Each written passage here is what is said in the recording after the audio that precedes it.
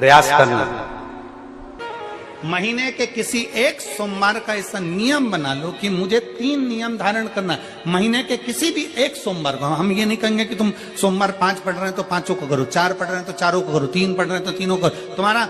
तुम तो महीने का एक सोमवार का नियम बना। और मेरी जीजियों से, मेरी बेटियों से जो विदेश में रह रही हैं, जो कहीं बाहर रह रही हैं, कहीं बड़े शहर में रह रही हैं, जो रोज मंदिर नहीं जा सकते, हर किसी महीने के एक सोमवार को भी ये नियम निर्धारण थे, तो उनसे कहेंगे कि 3 महीने में एक सोमवार का नियम बना लो। 3 महीने में नहीं बना सकते तो 6 महीने में एक सोमवार का नियम बना लो। और 6 महीने में नहीं बना सकते तो 1 साल में एक सोमवार का ऐसा नियम बना लो कि मैं साल का एक सोमवार ऐसा रहूंगी कि सुबह सोमवार के दिन मंदिर में जाकर जल चढ़ाऊंगी, दोपहर में जाकर बाबा को एक अक्षत का दाना रखकर, अक्षत का मतलब है कि बाबा मेरी दिनों दिन उन्नति करना। बेलपत्री के वृक्ष के नीचे जो अक्षत रखा जाता है वो उन्नति के लिए रखा जाता है। शंकर के शिवलिंग पर जो अक्षत रखा जाता है वो रोग मुक्ति के लिए रखा जाता है। अशोक सुंदरी पर जो अक्षत रखा जाता है वो संतान प्राप्ति के लिए रखा जाता है। षडानंद कार्तिकेय की ओर जो अक्षत रखा जाता है वह हमारे बच्चों की सुख समृद्धि के लिए रखा जाता है। विनायक की ओर,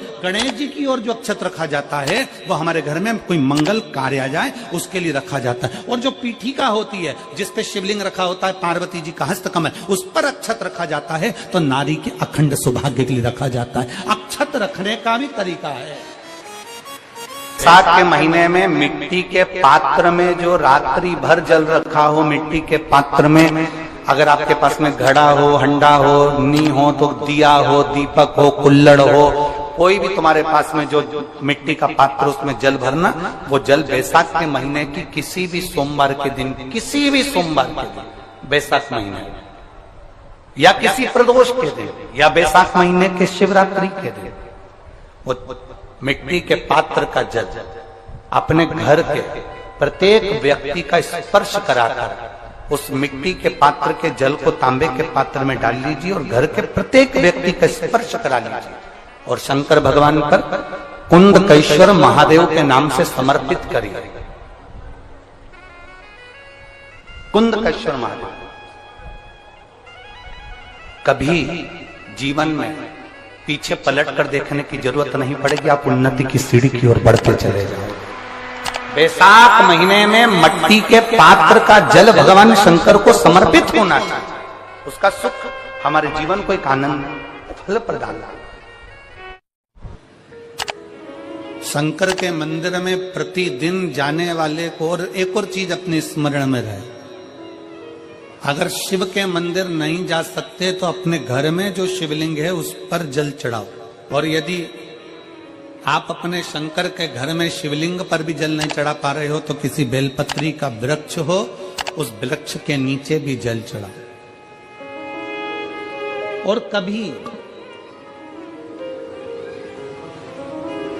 कभी मौका मिल जाए, कभी भगवान शंकर की बड़ी करुणा हो जाए, भगवान शंकर की बड़ी उदारता हो जाए, भगवान शंकर की बड़ी कृपा हो जाए, बड़ी कृपा हो जाए,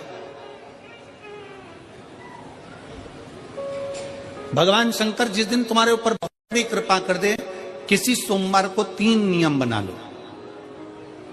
जिस दिन मेरा भोले बाबा तुम पर कृपा कर दे उस दिन सोमवार का एक नियम बना कि महीने का एक सोमवार मुझे ऐसा करना है, 3 नियम धारण करना है महीने के सोमवार को। पहला, सुबेरे जाकर शंकर भगवान को 1 लोटा जल चढ़ाना है। दूसरा, दोपहर के समय पर जाकर मुझे बेलपत्री के वृक्ष के नीचे एक चावल का दाना रखकर बेलपत्री की 7, 11, 21, 108, 51 जितनी परिक्रमा आप लगा सकते हो वो लगाना है। और तीसरा, बेलपत्री के वृक्ष के नीचे और शंकर के मंदिर के दरवाजे पर मुझे एक घी का दीपक लगाना है। बस ये 3 नियम जिसने महीने में एक बार ले लिया, समझ लो उसको पीछे हटने की जरूरत ही नहीं, वो आगे ही बढ़ेगा। एक चावल का दाना कहाँ रखा जाता है, क्यों रखा जाता है, कैसे रखा? अब कई लोग कहते हैं गुरुजी ये शिव महापुराण में आप ये नियम बताते हो, तरीका बताते हो। हम तो उनसे कहेंगे डॉक्टर के पास जाओगे तो डॉक्टर भी गोली लिखकर ये नहीं कह देगा कि ये सारी गोली एक साथ खा जा।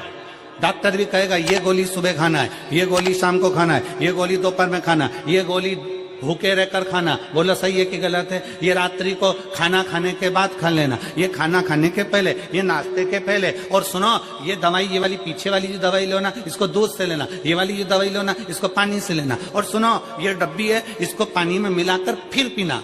दवाई लेने का भी तरीका है, उसी तरह शिव महापुराण में एक एक अक्षत का भी तरीका है और एक एक बेलपत्री का भी तरीका है।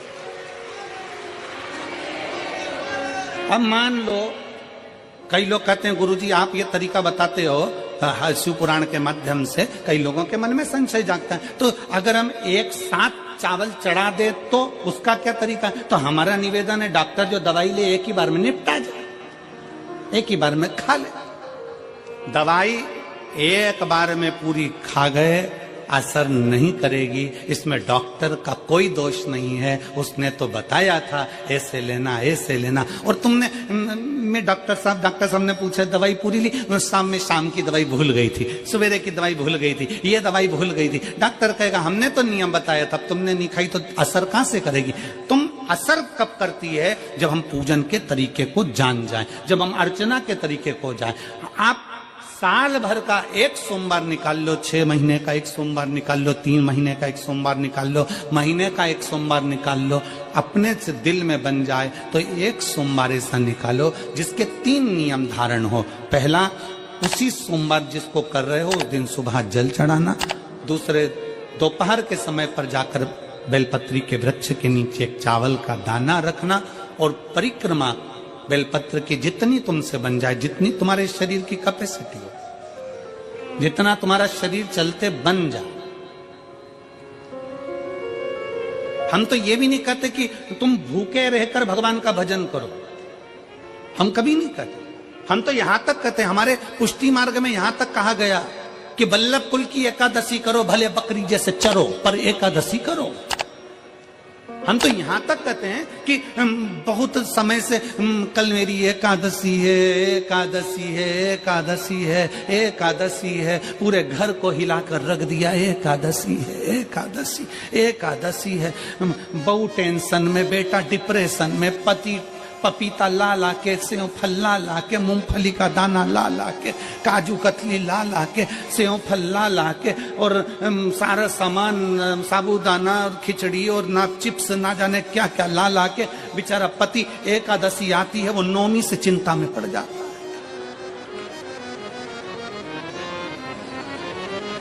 हम तो ये भी नहीं कहते कि तुम व्रत बहुत भारी करो, तुम व्रत उपास भी बहुत टेंशन वाला करो, ना ना ना।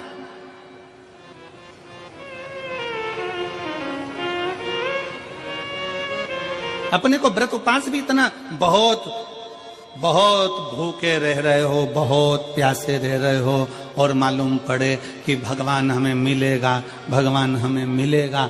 भगवान कहता है कि देख भाई, मैं भी भूखा नहीं रहता, तू भी भूखा मत रहे, मैं भी चकाचक रहता हूं, तू भी चकाचक रहे, मैं भी अपने। और भगवान शंकर तो ये भी कहते हैं कि अपना परिवार भी मत छोड़ो। मेरे पास में पार्वती भी, एक ही देवता है जो विद फैमिली मंदिर में बैठता है।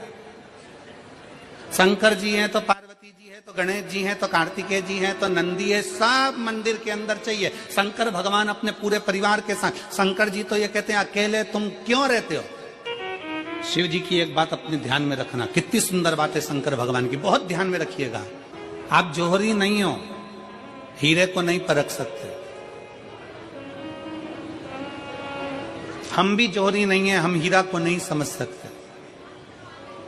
पर भगवान शंकर ने पृथ्वी पर जिसको जन्म दिया उसको जौहरी बनाकर पैदा किया है, उसको जौहरी बनाकर भेजा है कि आप भले हीरा को न समझो चलेगा, पर अपने नजदीक में कोई दुखी है तो उसकी पीड़ा को जरूर समझना। भगवान शंकर कहते हैं उसकी पीड़ा का स्मरण हो।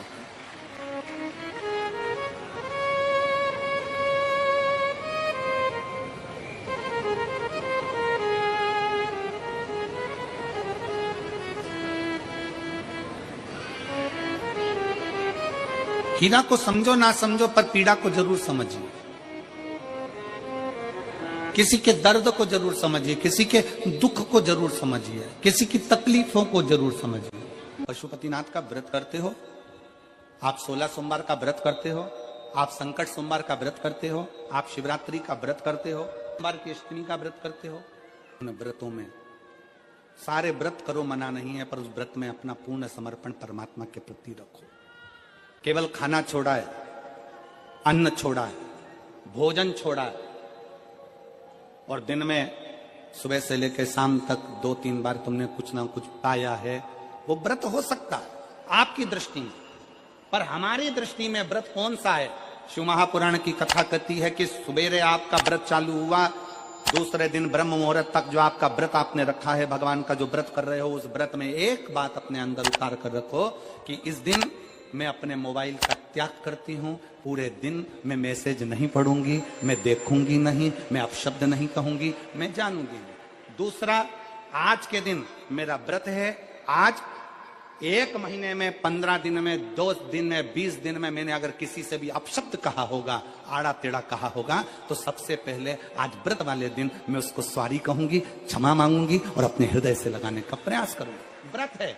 व्रत का तीसरा अंश, आज मेरा व्रत है, मैं आज के दिन किसी को भी अपशब्द नहीं बोलूंगी, किसी के लिए आड़ा टेढ़ा नहीं बोलूंगा, आज जितना बन सकेगा मैं सात्विक जीवन जीऊंगा। चौथा, आज मेरा व्रत है, आज के दिन मैं झूठ नहीं बोलूंगी, ना झूठ बोलूंगा सुबह से लेकर शाम तक। और 5वां, आज व्रत वाला दिन है, जितना फलार मैं करूंगी उसका पैसा जोड़ूंगी कि 15 रुपए का मैंने साबुदाना खाया, 10 रुपए का बटाटा खाया, ये खाया, वो खाया, सारा हिसाब लगाकर 55, 60, 70 रुपए जितने होते हैं, उसमें से एक अंश निकालकर मैं उसका एक भाग किसी गौशाला में जाकर गाय को चारा जरूर दूंगी। आपका व्रत, आपकी साधना, आपका तप, आपका बल, आप कैसा कर रहे हैं? केवल भूखे रहने पर भगवत पद की प्राप्ति नहीं होती। शिव महापुराण की कथा कहती है कि भूखे रहने से भगवान की प्राप्ति नहीं होती। शिव पुराण की कथा कहती है भगवान को पाने की भूख बढ़ाने से भगवान की प्राप्ति होती है। भीतर से परमात्मा को पाने की भूख बढ़ाइए, भगवान को पाने की भूख।